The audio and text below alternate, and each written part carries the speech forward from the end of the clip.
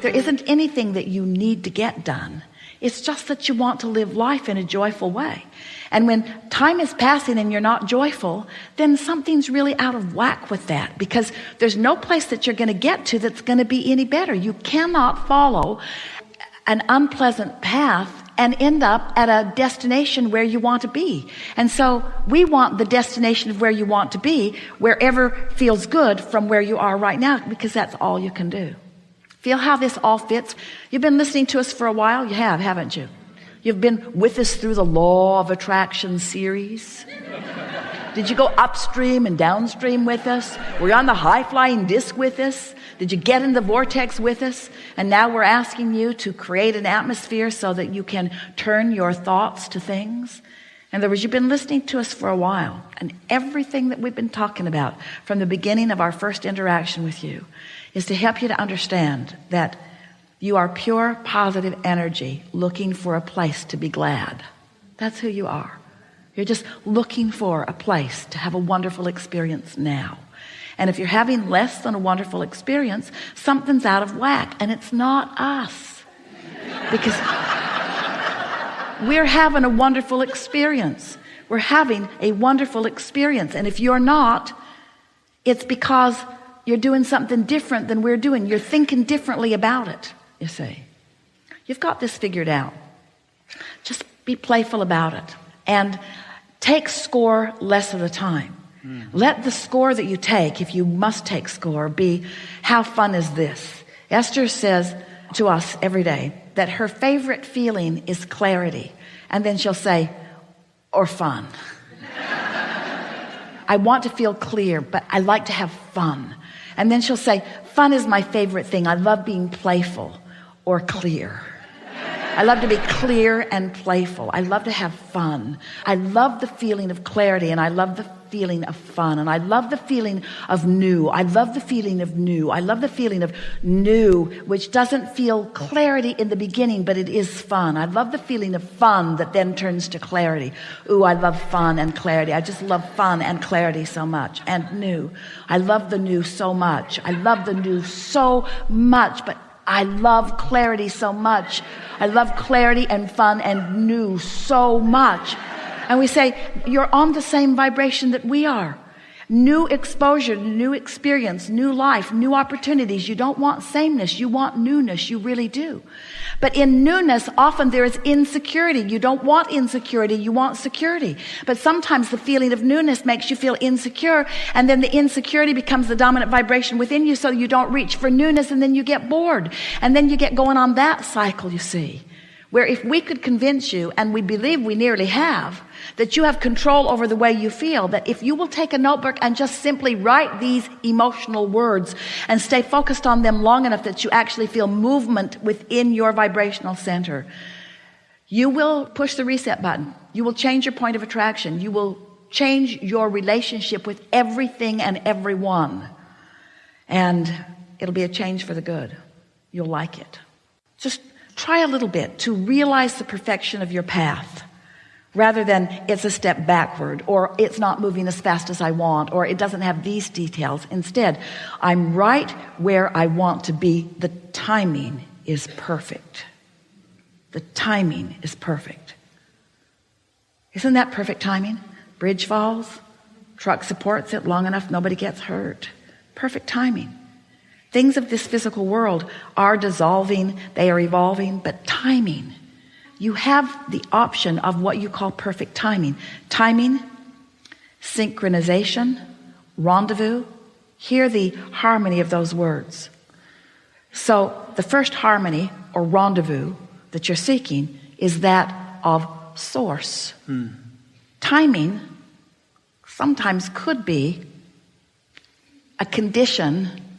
In other words, I need something to happen in such and such a time.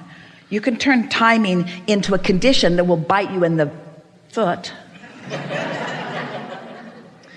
And I think right on, because what I noticed that I was doing, I received these ideas.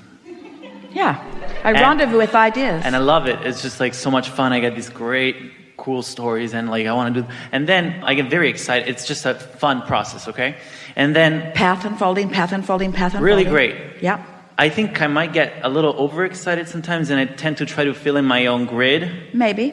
And now I'm kind of discovering how it feels to let it happen. And let us just give you these words, it'll help it. I want to realize my path rather than go find my path. My path is coming to me, and I'm preparing myself for the realization that it's there. Big difference. It's a big difference. My path is coming to me. Am I realizing it? Have I created the mood or atmosphere that allows me to see it? And once you get on that trail, once that starts happening, it feels like there's the path, and there's the path, and there's the path. That's that feeling of momentum that you get. There's the path, and there's the path, and there's the path, and there's the path, and there's the path. And what Esther began to notice is not only is she now able to feel that's a piece of the path, and that's a piece of the path, and that's a piece of the path, but whoops, I just stepped off the path. Because you can feel when you're on the path, and you can feel when you're not, but it's just through that comparative feeling. It's not that anything ever is awful. It's just that some things are more on the path than others. Some things are more on the path than others. Things that make you feel really wonderful are more on the path than things that make you not feel wonderful. But things that make you not feel wonderful are not off the path. It's just the things that really, really feel good are more on the path. You see? When Kate was little, Esther and Jerry played a game with her. Kate was really little. And the game was, Kate would hide something in this big room, and then they would play hot and cold to find it.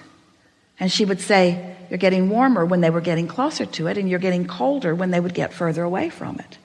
Jerry used to deliberately do the opposite, just to play with her, and she would say, colder, colder, colder, colder, colder, colder, colder, colder, colder, colder, colder, colder. It's colder, Jerry. You're getting colder, which means go the opposite way of where you're going. And if they would listen, since she knew where it was, if they would let her guide them with warmer, colder, warmer, colder, warmer, colder, they found it every single time. And that's how it is with your inner being. Your inner being knows where it is. But your inner being not only knows where it is, your inner being knows which path has the probability of satisfying the most things that are in your vortex. Sometimes the most direct route is what you think you want. Sometimes the most beautiful route is what you want. Sometimes the route that meanders you in a place that you've never been is the route that you want. But your inner being always knows what you want and what the priorities in that vortex are, and is always guiding you to your greatest satisfaction every step of the way. You just got to practice this a little bit so that you can feel the vibe of the trail. How's the inner being guiding me to that? Like how? By holding steady the vibration of where you want to be, so that when you step away from it, you feel colder, and when you step toward it, you feel warmer. By not moving around. When Jerry and Esther first met us, there was a couple that knew about Abraham, the only people that Esther allowed Jerry to tell about her weirdness. They were living in Phoenix, and so one night Esther got an idea. You guys go hide somewhere in the area, and it's a 50-mile this way and 50-mile this way area. Go hide somewhere. We'll get Abraham to find you. And these are the rules. We won't quit till we find you. Nobody goes home till we find you, no matter how long it takes. That was the deal. So Wes and Nancy hid, and Jerry and Esther with Abraham are on the case. Now Esther was not receiving fluidly like this. She was still just kind of grunting and pointing. They'd come to an intersection, and Esther would say, that way. And sometimes she'd say, it's clearly not that way, so go that way. And so they filled the car up with fuel twice that night. Ate many Snicker bars. And finally found them. And by the time they found them, Esther was so mad at us and at the whole game. She said, we are never, ever, ever, ever, ever going to play this game again. And then Esther said, first, we went to the dumpster behind Mountain Shadows Hotel. And they said, yeah, we were there. And then they said, and then we went over behind the Regency Hotel on Scottsdale Boulevard. Yeah, we were there. And then we went over to Benihana's over on Scottsdale Boulevard. Yeah, we were there. Our inner being told us to move.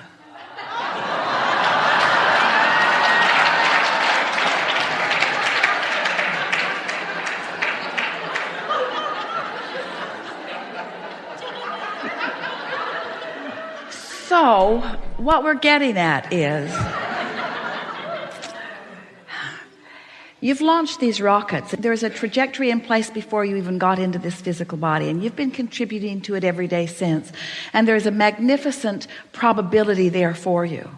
And as you chill out, as you beat up on yourself less, as you appreciate yourself more, as you reach for these emotional feelings, as you allow your vibrations to go from general to more specific without wobble, as you feel your way to this, as you start enjoying clarity and harmony and humor and fun and playfulness and all of those things that come from alignment, to the degree that you consciously now choose that for yourself first and foremost at all times, then all of the details that you have been putting into your vortex over a great amount of time will begin to dovetail together in this synchronistic, beautiful unfolding that will leave you feeling sure and blessed and eager for more. So here's what has happened to you today. You have acknowledged that you are vibrational first and foremost, and that you live in a vibrational universe. And you've acknowledged that there was a vibrational trajectory within you before you even came into this body that still is there. That there's a trajectory of such powerful, forceful, pure positive energy, love and clarity and worthiness. So here this trajectory is, and in every moment in time, you have the ability to align with it or not. It's your choice. And it's not wrong when you don't. Because if you don't, you just launch more rockets of desire. You just get clearer and clearer and clearer about what you want. So you can't get it wrong. And you never get it done. And the reason you can't get it wrong is because you never get it done. So then you add to that knowledge the idea of law of attraction and the momentum that it causes. And then you couple with that your understanding about momentum, law of attraction, momentum.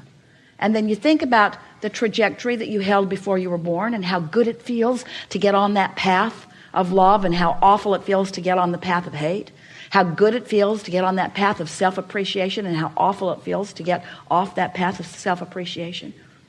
So you couple your knowledge of the eternalness of your being with being born into an environment that is vibrational, that is being managed by law of attraction all the time, 100% of the time.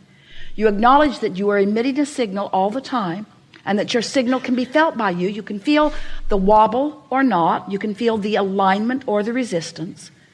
And you acknowledge that since you now know that your emotions are your indicator, you now know that you can find, you can align with the trajectory, not just that you were born with, but that you have added to every day of your life experience. It is not possible for someone who cares about the way they feel to not find and sustain your joyful path. We have enjoyed this interaction more than words can convey. We felt the movement within you.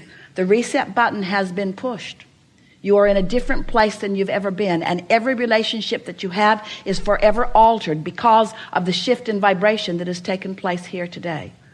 There's no homework. There's nothing that you need to do. There's no assignment. You cannot upset us no matter what you do, because we are wobble free. We love you unconditionally.